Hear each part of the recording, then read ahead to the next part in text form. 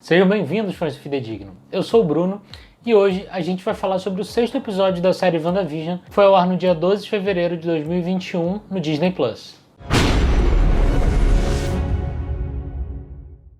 Se você ainda não é inscrito aqui no canal, eu convido vocês a se inscreverem e marcarem o sininho para vocês receberem uma notificação sempre que tiver conteúdo novo por aqui. E não esquece de deixar seu like aqui embaixo, porque seu like é extremamente importante pra gente que produz conteúdo aqui pro YouTube. O sexto episódio de WandaVision foi intitulado Um Halloween Assustadoramente Inédito. E vale lembrar que esse vídeo vai ter spoilers não só de enredo, mas também a gente vai falar um pouquinho sobre os easter eggs que apareceram ao longo do episódio, beleza? Seguindo o modus operandi de WandaVision, um episódio de Halloween não pode ficar de fora das sitcoms de sucesso. E como as coisas em Westview parecem estar cada vez mais estranhas, todos os habitantes da cidade se preparam para aproveitar o Halloween e se arrumam ao longo do dia para curtir a festa de Halloween na praça da cidade. Mas algumas coisas estranhas parecem acontecer nos limites dela. Infelizmente, enquanto a vida de Wanda está correndo dentro do esperado, ou o que é considerado normal dentro da realidade dela, as coisas não vão muito bem pro Visão não. E nesse episódio ele aproveita para explorar um pouco o Westview. E nessa exploração ele tenta descobrir tudo que tá rolando que vem incomodando ele há bastante tempo. A história desse episódio é incrível, mas ao mesmo tempo esse episódio está repleto de ação, repleto de easter eggs e referências aos quadrinhos. Muitas dessas referências fazem homenagem à história dos personagens presentes na série nos quadrinhos, enquanto outras revelam um pouquinho mais sobre aquele mundo, enquanto a gente parece estar vendado, né, pela Wanda. Mas vamos começar pelo começo? A gente agora vai ao primeiro easter egg, que ele aparece logo na abertura do episódio. Esse easter egg é uma referência à abertura da série Malcolm in the Middle. A série foi lançada originalmente nos anos 2000 e durou 7 temporadas. Aqui no Brasil ela foi exibida pela Fox e pela Record com o nome só Malcolm. Não só Malcolm, Malcolm. Mas se você tá achando que é só na abertura que a série faz homenagem à série Malcolm, peraí. A influência de Malcolm vai bem além da abertura e se mostra um pouco já no começo do episódio, quando a gente vê tudo que tá rolando a partir dos olhos tanto do Tommy quanto do Billy, assim como era na série. Tommy e Billy apresentam uma dinâmica completamente diferente da série, do que a gente estava acostumado na série, e muda um pouco a narrativa. Enquanto a família Maximoff se prepara pro Halloween, a gente tem alguns easter eggs antes mesmo deles saírem de casa. Esse primeiro easter egg do easter egg em família vem de Billy, que ele usa uma fantasia de Halloween que é exatamente a mesma fantasia, o mesmo traje que ele usava, o mesmo traje que a contraparte dele dos quadrinhos usava lá nos quadrinhos da Marvel. Ainda na mesma sequência, a gente tem uma surpresinha. Pouco depois de uma brincadeira entre Billy, Pietro e Tommy, a gente vê a Wanda descendo a escada vestindo o traje dela da Feiticeira Escarlate, aquele traje tradicional dos quadrinhos, de quando ela fez parte da Irmandade de Mutantes, e o comecinho da carreira dela ali como Vingadora também. E vendo esse traje dá pra entender porque a Marvel Studios foge um pouco do tradicional na hora de transferir os personagens pra outra mídia, né, que é pro cinema, fazendo sempre releituras dos trajes originais. Vale dizer que esse traje fica muito melhor como uma roupa de Halloween do que como uma roupa de super-heroína, né? Que deve ser extremamente confortável. Mas esse easter egg não acaba aí. A Wanda diz, depois de descer as escadas, que aquele traje é um traje tradicional das videntes de Sokovia. Isso pode ser uma pista, né, para que no futuro Wanda descubra um pouco mais sobre a ancestralidade dela, como aconteceu nos quadrinhos há pouco tempo, em que Wanda achava que a mãe dela era apenas uma vidente, mas ela acabou descobrindo que a mãe dela foi a última Feiticeira Escarlate antes da própria Wanda. Nas cenas iniciais a gente tem uma parte engraçada ali em que o Visão utiliza o traje dele, né, ou pelo menos uma fantasia que remete ao traje dos quadrinhos do personagem. Umas poucas linhas de diálogo dão a entender que Wanda forçou Visão a utilizar aquele traje. Ele diz mais ou menos assim: quando eu acordei de manhã só tinha isso no meu armário. Ou seja, ele só tinha aquilo para vestir, então Wanda de certa forma o obrigou para que ele pudesse participar do Halloween. Mas de alguma forma mais tarde o personagem muda de aparência e o traje dele original do universo cinematográfico Marvel retorna. A participação de Pietro no episódio muda completamente a dinâmica da casa, assim como a interação de Wanda com o mundo no interior da bolha. E de um pequeno diálogo entre Wanda e Pietro e uma curta conversa com Pietro, rola um flashback dos anos 90, da infância de Wanda e Pietro, e que isso de certa forma causa uma confusão nas memórias de Wanda, porque aquela memória não é algo que ela viveu ou que ela lembra ter vivido. E vale lembrar que alguns momentos assim acontecem aos montes ao longo do episódio, e de certa forma demonstra que Wanda percebe que Pietro parece não estar se encaixando naquele mundo. Mas não é porque o Pietro morreu no universo cinematográfico Marvel, e sim porque parece que esse Pietro veio de outro outro universo. Ou seja, as memórias do multiverso parecem estar confundindo os dois. Afinal, como os dois teriam as mesmas memórias se eles vieram de universos diferentes? Um pouquinho mais à frente a gente vê as fantasias de Halloween de Pietro e Tommy, que são Mercúrio e Celery, na verdade. As fantasias de Halloween são idênticas aos trajes dos personagens nos quadrinhos. Vale lembrar que Tommy é um velocista assim como Mercúrio, então faz sentido que o Celery tenha inspirado o seu traje no traje do tio. Um pouquinho mais à frente a gente tem uma indicação de uma teoria que tem rolado na internet desde o momento em que Billy e Tommy apareceram. Uma teoria que na verdade vem dos quadrinhos, é uma história dos quadrinhos. No episódio, no momento em que a família Maximoff, menos o Visão, sai de casa para pedir doce, o Pietro se refere a Tommy e Billy como crias do demônio, fazendo uma referência clara, e isso rapidamente deu aquele estalar assim, sabe, na mente. E talvez isso realmente faça sentido. Nos quadrinhos, a alma de Tommy e Billy foram feitas a partir de um pedaço da alma do demônio Mephisto. Se você não conhece Mephisto, ele é a personificação da figura do diabo no universo Marvel. E eu vou deixar um artigo linkado aqui embaixo para que você fique por dentro de tudo a respeito do personagem. Isso pode ser uma brincadeira, mas aparentemente a Marvel nessa série não dá ponto sem nó. Ou seja, ela sempre deixa alguma coisa ali nas entrelinhas pra gente pegar, sabe, alguma dica, e vamos torcer para que essa seja uma delas. Assim como em outros episódios dessa temporada, a gente teve um comercial que dividia os atos dele, né? E esse comercial de hoje, na minha opinião, é o mais bizarro até então. O comercial é de um iogurte chamado Yo Magic.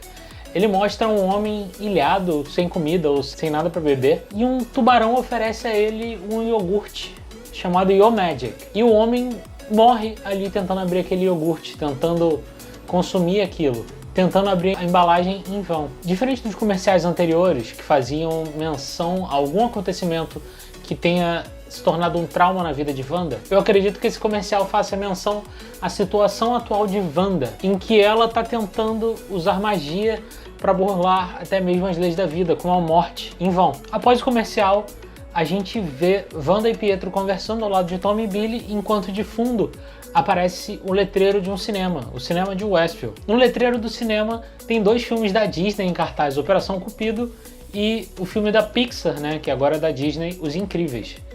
Vale lembrar que os dois filmes foram lançados em épocas diferentes. Operação Cupido foi lançado em 1998 e Os Incríveis em 2004, mas ambos os filmes parecem fazer referência à vida de Wanda. Evan Peters é o Mercúrio do filme dos X-Men da Fox, bem diferente do que foi apresentado pra gente lá no UCM em A Era de Ultron, né, que o Mercúrio foi vivido por Aaron Taylor Johnson. O Mercúrio dos filmes da Fox parece ter sido trazido para a América ainda criança, o que o fez crescer sem qualquer tipo de sotaque de Sokovia, apenas com sotaque americano. E é fácil perceber, assim como Wanda percebe em determinado momento do episódio, que quando ele se descontrola um pouco durante uma discussão, ele perde um pouco o sotaque. E assim ele retoma o sotaque americano dele. E isso de certa forma parece confirmar que esse Pietro não é o mesmo que foi criado com a Wanda no universo cinematográfico Marvel, e sim foi trazido de outro universo, de outra dimensão, para o universo cinematográfico Marvel. Uma das coisas mais legais de se ver nesse episódio é a manifestação dos poderes de Tommy e Billy. Já no comecinho do episódio, a gente vê a manifestação dos poderes de Tommy, enquanto ele corre para o Westview para pegar tanto doces quanto para pegar peças, né, junto do tio dele, Pietro. E essa contraparte dele da série é bem parecido com o personagem dos quadrinhos, enquanto Billy sente mesmo de longe que o pai dele, o Visão, corre risco de vida. Em um curto período a gente vê a manifestação dos poderes de Billy, que são tanto a telecinese quanto a telepatia. Mas vale lembrar que o personagem não demonstrou qualquer tipo de poder de manipulação de realidade. Eu digo interessante porque tanto Tommy quanto Billy têm seus poderes baseados tanto em Pietro quanto em Wanda. Ou seja, é de se esperar que, já que Wanda tem certos poderes, Billy também o tenha. Só que não é bem assim. A não manifestação desses poderes em Billy de manipulação de realidade pode ser um detalhe importante, porque a Wanda já deixou claro que ela não sabe como chegou ali e nem mesmo como ela desenvolveu suas habilidades, que são bem diferentes do que Pietro se lembra. Durante um diálogo entre Wanda e Pietro, o velocista faz menção à cidade mística de Shangri-La. E essa cidade mística nos quadrinhos é uma cidade de verdade. A cidade foi fundada por Visão em um arco que nunca foi realmente explicado nos quadrinhos. No quadrinho Marvel Mystery Comics 45, o Visão é mostrado como o guardião imortal da cidade de Shangri-La, como aquele que descobriu o segredo da imortalidade, e se esforça para garantir que os seres não iluminados não encontrem esses segredos. E ainda no episódio a gente descobre junto de Darcy que a espada tem muito mais segredos do que eles realmente estão contando. A agência parece ter uma forma de rastrear o Visão dentro de Westview, e eles mantiveram isso em segredo. Ou melhor, eles mantiveram todo um projeto relacionado ao Visão em segredo. Já que a espada é uma agência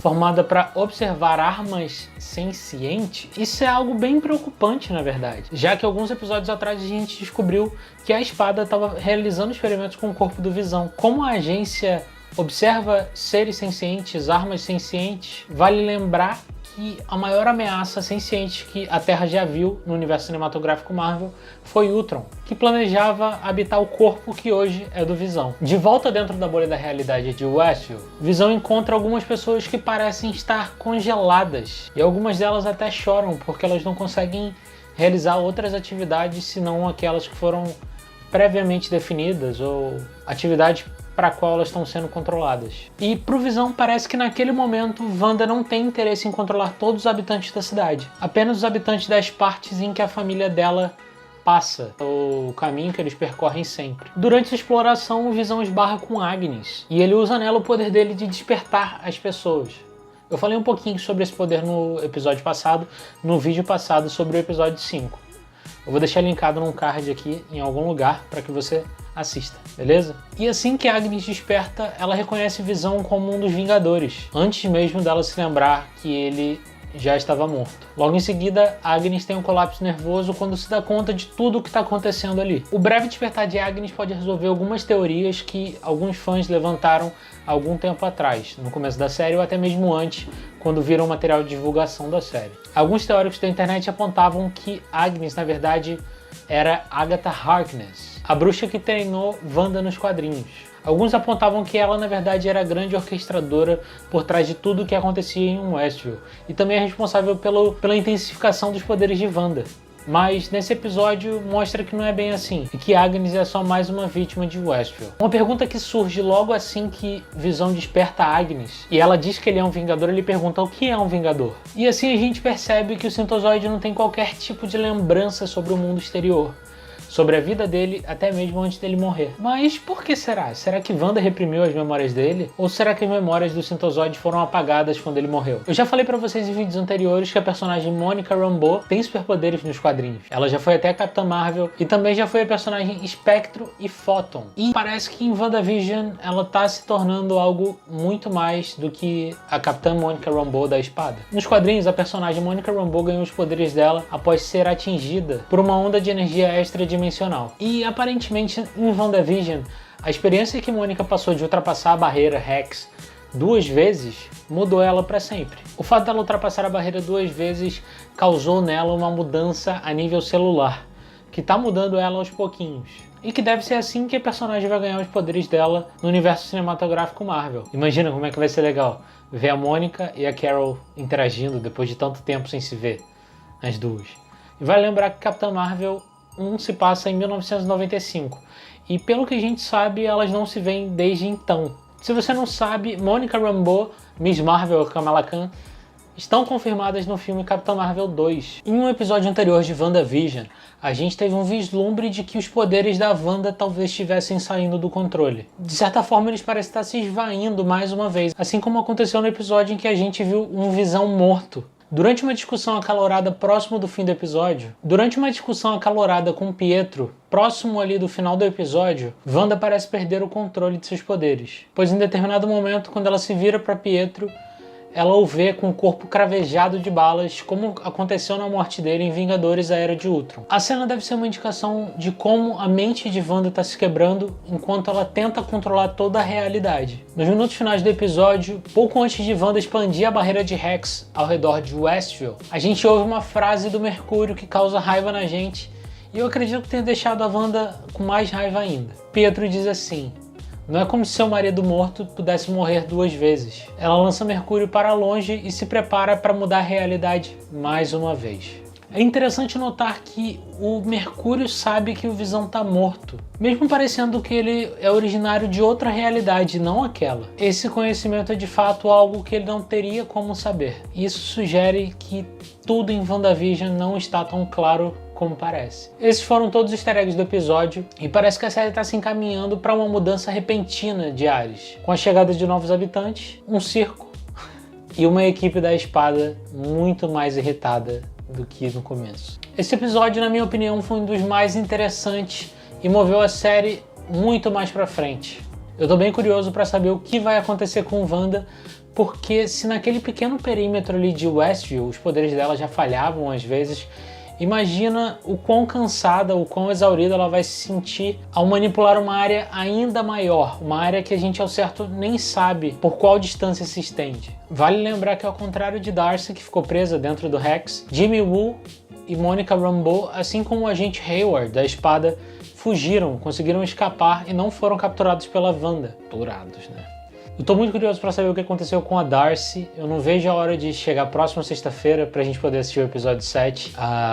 E eu tô mais curioso ainda para saber quem é o engenheiro que a Mônica tanto espera chegar. Falou dele no episódio 5, falou dele no episódio 6 e no 6, de fato, ela partiu ali do perímetro da espada para encontrar ele junto do agente Wu. Então vamos esperar. Será que a Marvel está se preparando para apresentar a família mais antiga, o Quarteto Fantástico? Será que esse engenheiro é Reed Richards? Isso a gente vai ter que esperar até o episódio de semana que vem para descobrir. Mas me diz, você gostou do episódio 7 de WandaVision? Você curtiu meu vídeo de hoje também? Se sim, indica ele para um amigo que tenha curtido a série. Eu tenho certeza que ele não pegou todos esses easter eggs. Meu nome é Bruno, eu fico por aqui, até a próxima e tchau, tchau.